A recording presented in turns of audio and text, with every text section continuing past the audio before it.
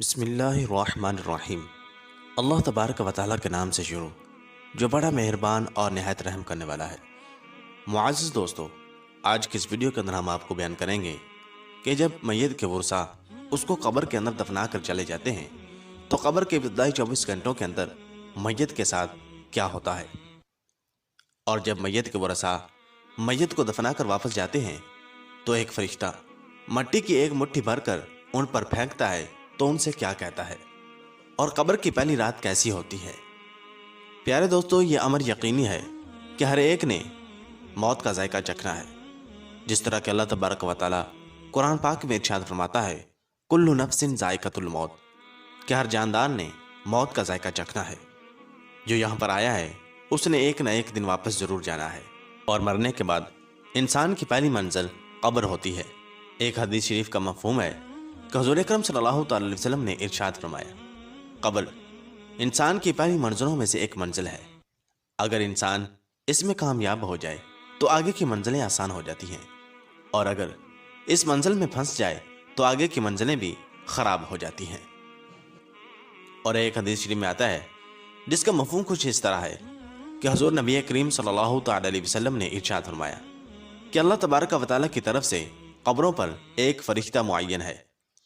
جب میت کو دفن کیا جاتا ہے تو وہ اس کی قبر کی مٹی ہموار کرتا ہے، اور لوگ واپس جانے کے لیے مڑتے ہیں تو قبر سے ایک مٹھی پر مٹی لے کر لوگوں پر پھینکتا ہے اور کہتا ہے اپنی دنیا کی طرف واپس چلے جاؤ اور اپنے مرنے والے کو بھول جاؤ۔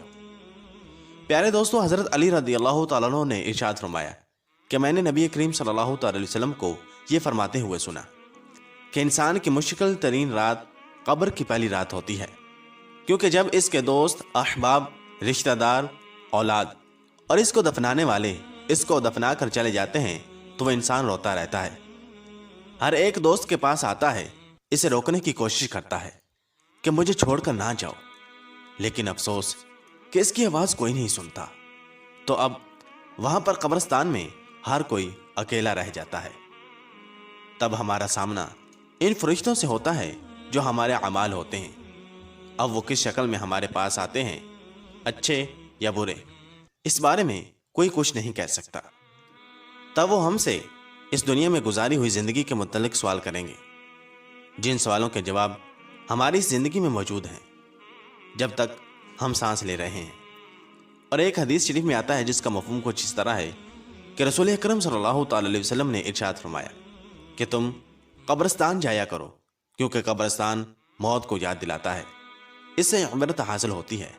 میں نے اپنے رب سے اپنی والدہ کی قبر پر جانے کی اجازت مانگی تھی، مجھے اس کی اجازت مل گئی، لہذا تم بھی قبرستان جایا کرو۔ اس سے دنیا سے بے رغبتی پیدا ہوتی ہے اور آخرت یاد آتی ہے۔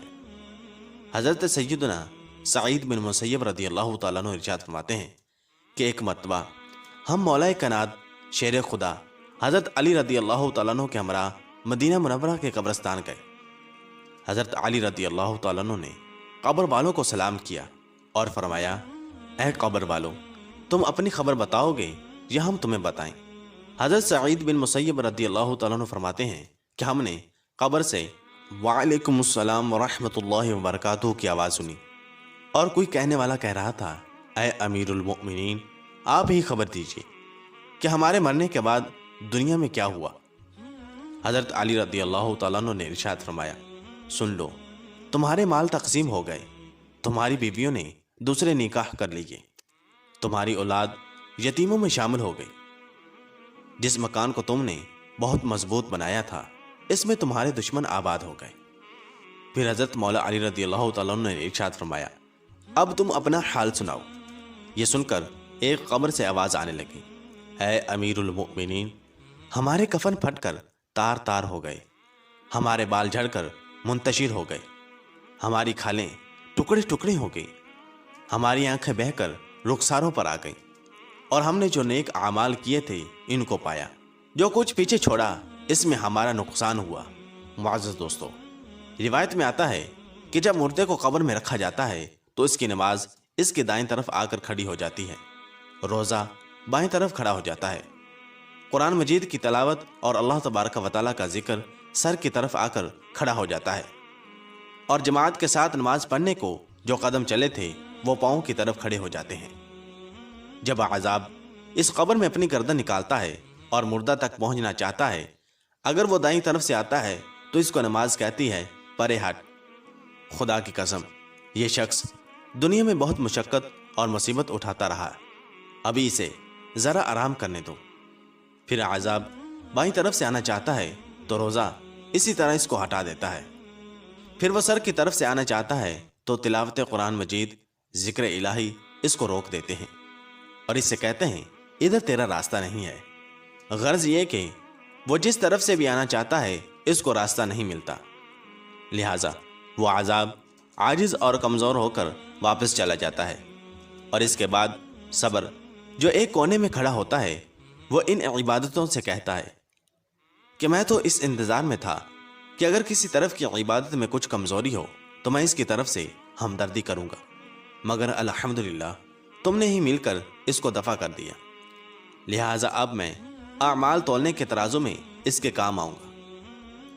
प्यारे दोस्तों, जब मैयत को कब्र में दफना कर उसके वरसा चले जाते हैं तो कब्र में दो फरिश्ते जिनको मुनकर और नकीर कहा जाता है मैयत के पास आते हैं, जिनकी आंखें बिजली की तरह चमकती हैं और आवाज़ बादल की गर्ज की तरह होती है। इनके दांत गाय के सींगों की तरह बाहर को निकले होते हैं। इनके मुंह से आग की लिपटें निकलती हैं। बाल इतने बड़े होते हैं कि पांव तक लटकते होते हैं। इनके एक कांधे से लेकर दूसरे कांधे तक इतना फासला होता है कि कई दिन तक चलकर मुसाफत को खत्म किया जा सकता है। मेहरबानी और नरमी इनके पास नहीं होती, लेकिन सख्ती का मामला ये मोमिनों के साथ नहीं करते, बल्कि फिर भी ऐसी डरावनी शक्ल और सूरत की हैबत ही क्या कम है। प्यारे दोस्तों, इन दोनों के हाथ एक बहुत बड़ा लोहे का हथौड़ा होता है कि जिसको अगर तमाम दुनिया के जिन्नों और इंस मिलकर उठाना चाहें तो उठाना तो दरकिनार, इसको हिला भी नहीं सकते। वो आकर मुर्दे से कहते हैं बैठ जा।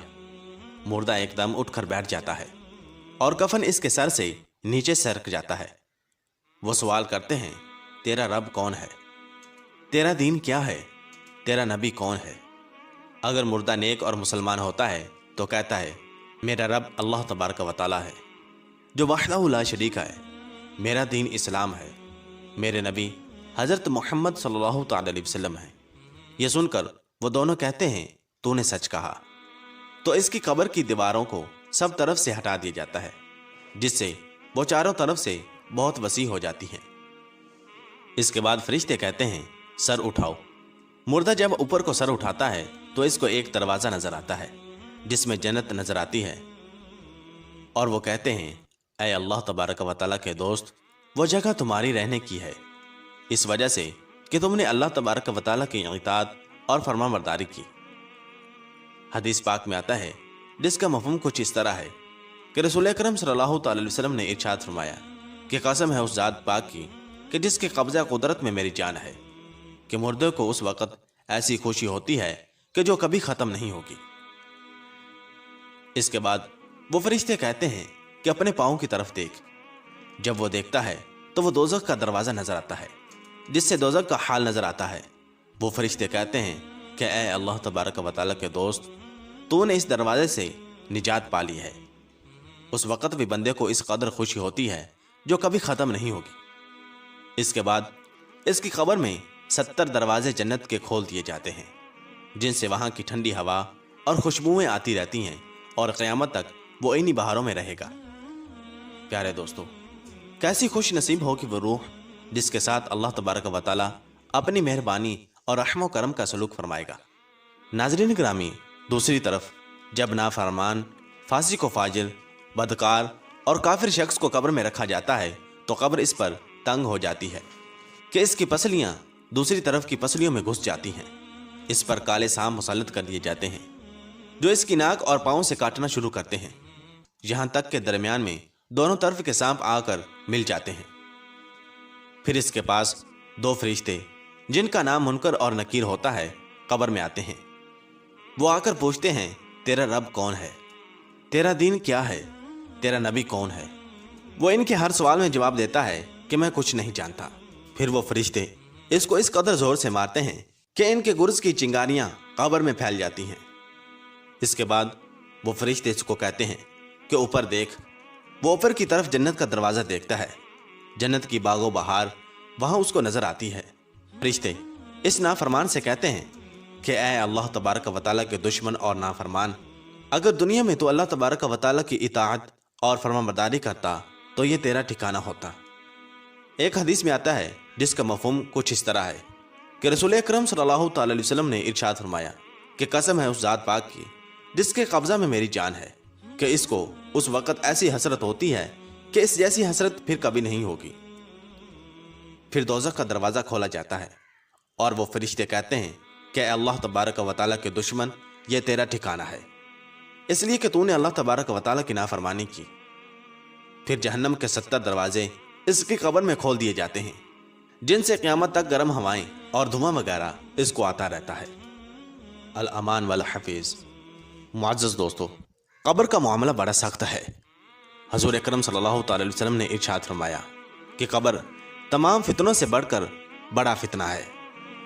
ہمیں چاہیے کہ ہم اللہ تبارک و تعالیٰ کی نافرمانی سے بچیں اور نیک اعمال کریں اور قبرستان میں جایا کریں تاکہ ہمیں بھی اپنی موت کی یاد آئے، اور موت کو یاد کر کے ہم دنیا سے بے رغبتی اور آخرت کی تیاری کریں۔ اللہ تبارک و تعالیٰ سے دعا ہے کہ اللہ تبارک و تعالیٰ ہمیں نیک اعمال کرنے اور گناہوں سے بچنے کی توفیق عطا فرمائے، اور ہمیں اپنی قبر اور اپنی آخرت کی تیاری کرنے کی توفیق عطا فرمائے۔ آمین بجاہ نبی الامین صلی اللہ تعالی علیہ وسلم۔